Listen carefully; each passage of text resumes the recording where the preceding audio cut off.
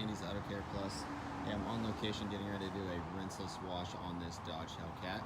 I already had done a one-step paint correction on this a couple of weeks back. So now we're just going to be doing its first maintenance wash. So I just wanted to go over the equipment I use, the products I use, that sort of thing. Just to kind of give you guys an idea of what I'm doing here. Hey, before we start, don't forget to go down there and hit that subscribe button. Help me continue to do this. Alright, so without further ado, here we go. I'm going to do a little walk around, show you guys kind of the condition of it right now. You can see it recently rained, so this is where we get all this dust all over the place, because we had this rain, dry kind of thing going on here, and this got caught outside of their garage when that happened, so that's what happens. So it's pretty covered at the moment in this nice little dust and whatnot.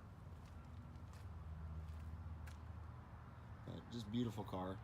Alright, so what we're going to go over now is we're going to go over what I'm going to be using to clean this, and kind of the process of what I'm going to be doing. So here's my setup here. I got my double bucket set up. In one, we got the O&R.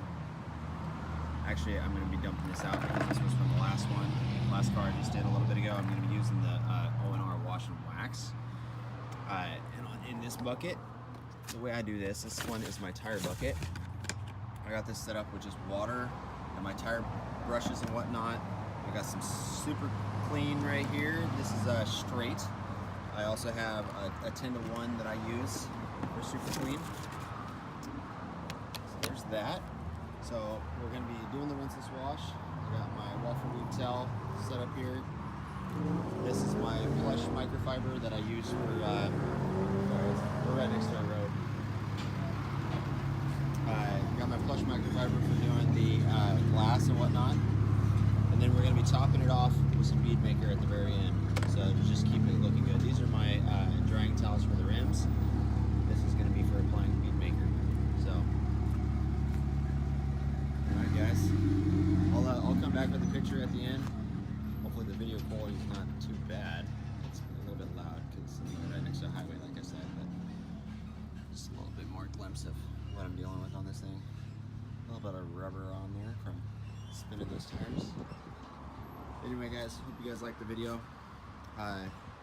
Like I said, I'll come back with a picture at the end, or maybe a quick little snippet of video at the end with it all clean. Thanks guys. Alright guys, I'm back, I'm all done. So this is kind of the finished results. We'll go over kind of some of the spots that we looked at before. So one correction I want to say is the bead maker. I actually use that as a drying aid. So not necessarily as a topper, but it does both when you use it as a drying aid. So, and as you can see, this paint is probably as flawless as you can get it, to be honest. I mean, it's got some nicks and rock chips and such like that. But all in all, this is the best way that I've found that keeps it from implementing scratches is doing the rinseless wash. As long as it's not too terrible on the outside. This was really touch and go because it was pretty bad. I just used basically I used a lot of the rinseless wash when I did it. I just used a lot of the water on there. I didn't wring out my sponge as much. So that's kind of how I did it when it was this bad. So one thing I do notice, there is a lot of talk lately that I've been seeing on Facebook and whatever about rotors rusting. So one thing I do notice is that when I do a rinseless wash, I don't really get it as much. You don't get as much of the rusting on the rotors or whatever, as much residue. There is still a little bit. You can see some on there, but for the most part, it's really limited on what residue you're leaving behind on those rotors. So that's when I do a rinseless wash for the rims. So anyway, this is kind of the end result.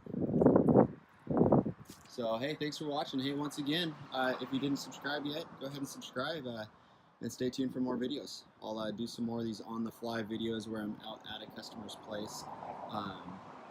doing it like that. So, and just a quick little side note. So, where I keep my spray chemicals now. I'm going to be doing a van setup video here shortly. So, stay tuned for that one with my new van. So, thanks.